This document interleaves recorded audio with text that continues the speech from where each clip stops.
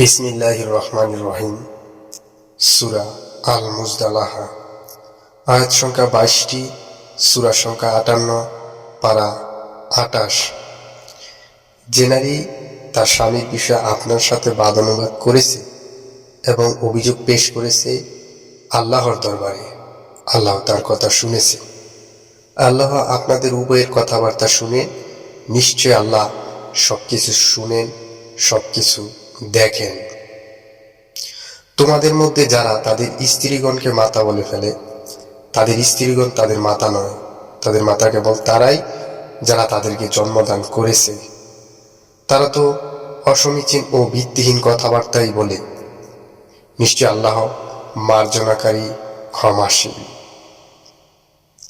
যারা তাদের স্ত্রীগণকে মাতা বলে ফেলে অতঃপর নিজেদের উক্তি প্রত্যাহার করে, তাদের কাফারা এই, একে অপরকে স্পর্শ করার পূর্বে একটি দাস মুক্তি দিবে।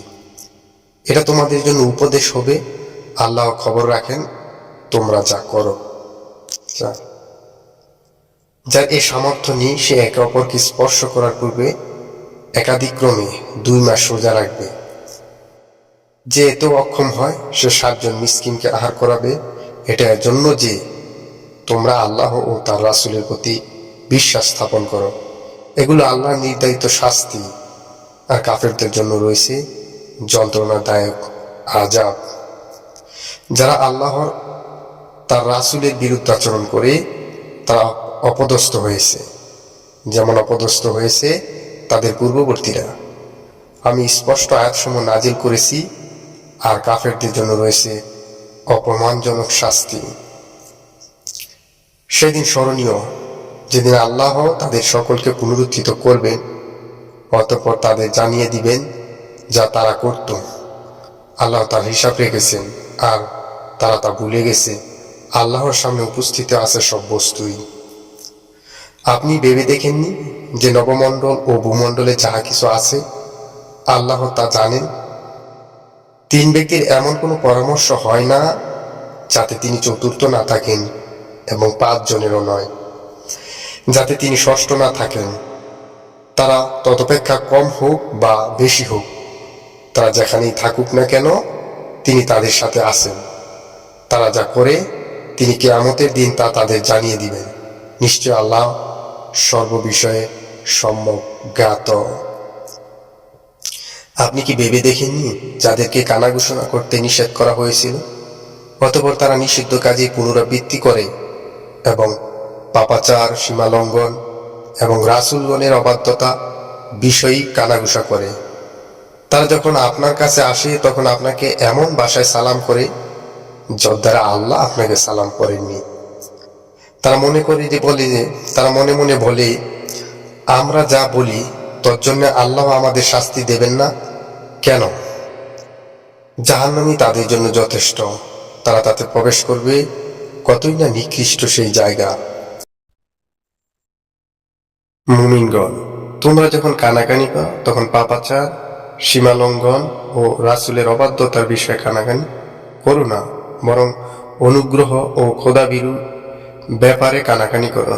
আল্লাহকে ভয় করো, যার কাছে তোমরা একত্রিত হবে। এই কানাঘুষা তো শয়তানের কাজ, মুমিনদেরকে দুঃখ দেওয়া জন্য। তবে আল্লাহর অনুমতি ব্যতীত সে তাদের কোনো ক্ষতি করতে পারে না। মুমিনদের উচিত আল্লাহর উপরই ভরসা করা।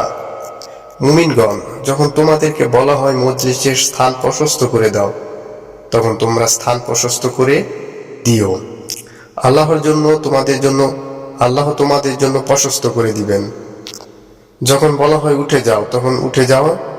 তোমাদের মধ্যে যারা ঈমানদার এবং যারা জ্ঞানপ্রাপ্ত, আল্লাহ তাদের মর্যাদা উচ্চ করে দিবেন। আল্লাহ খবর রাখেন যা কিছু তোমরা করো। মুমিনগণ, তোমরা রাসূলের কাছে কথা বলতে চাইলে তৎপূর্বে সদকা প্রদান করবে। এটা তোমাদের জন্য শ্রেয় ও পবিত্র হওয়া ভালো উপায়। যদি তোমরা অক্ষম হও তবে আল্লাহ ক্ষমাশীল, পরম দয়ালু। তোমরা কি কথা বলার পূর্বে সদকা প্রদান করতে ভীত হয়ে গেলে? অথবা তোমরা যখন সদকা দিতে পারলে না এবং আল্লাহ তোমাদেরকে মাফ করে দিলেন, তখন তোমরা নামাজ কায়েম করো, যাকাত প্রদান করো। এবং আল্লাহ ও রাসূলের আনুগত্য করো। আল্লাহ খবর রাখেন তোমরা যা করো। আপনি কি তাদের প্রতি লক্ষ্য করেননি যারা আল্লাহর গজবে নিবেদিত সম্প্রদায়ের সাথে বন্ধুত্ব করে? তারা মুসলমানদের দলভুক্ত নয় এবং তাদেরও দলভুক্ত নয়। তারা জেনে শুনে মিথ্যা বিষয়ে শপথ করে। আল্লাহ তাদের জন্য কঠোর শাস্তি প্রস্তুত রেখেছেন। নিশ্চয়ই তারা যা করে খুবই মন্দ। তারা তাদের শপথকে ডাল করে রেখেছেন, অথবা তারা আল্লাহর পথ থেকে মানুষকে বাধা প্রদান করে। অতএব তাদের জন্য রয়েছে অপমানজনক শাস্তি। আল্লাহর কবল থেকে তাদের ধন সম্পদ ও সন্তান সন্ততি তাদেরকে মোটেই বাঁচাতে পারবে না। তারাই জাহান্নামের অধিবাসী, তথায় তারা চিরকাল থাকবে। যেদিন আল্লাহ তাদের সকলকে পুনরুত্থিত করবেন, অতঃপর তারা আল্লাহর সামনে শপথ করবে যেমন তোমাদের সামনে শপথ করা। তারা মনে করবে যে তারা কিছু সৎ পথে আছে। সাবধান, তারাই তো আসল মিথ্যাবাদী। শয়তান তাদেরকে বশীভূত করে নিয়েছে, অতঃপর আল্লাহর স্মরণে ভুলিয়ে দিয়েছে। তারা শয়তানের দল। সাবধান, শয়তানের দলই ক্ষতিগ্রস্ত। নিশ্চয়ই যারা আল্লাহ ও তার রাসূলের বিরুদ্ধাচরণ করে তারাই লাঞ্ছিতদের দলভুক্ত। আল্লাহ লিখে দিয়েছেন, আমি এবং আমার রাসূলগণ অবশ্যই বিজয়ী হব। নিশ্চয়ই আল্লাহ শক্তিধর পরাক্রমশালী। যারা আল্লাহ ও পরকালে বিশ্বাস করে তাদেরকে আপনি আল্লাহ ও তার রাসূলের বিরুদ্ধাচরণকারীদের সাথে বন্ধুত্ব করতে দেখবে না, যদিও তারা তাদের পিতা, পুত্র, ভ্রাতা অথবা জ্ঞাতি গোষ্ঠী হয়।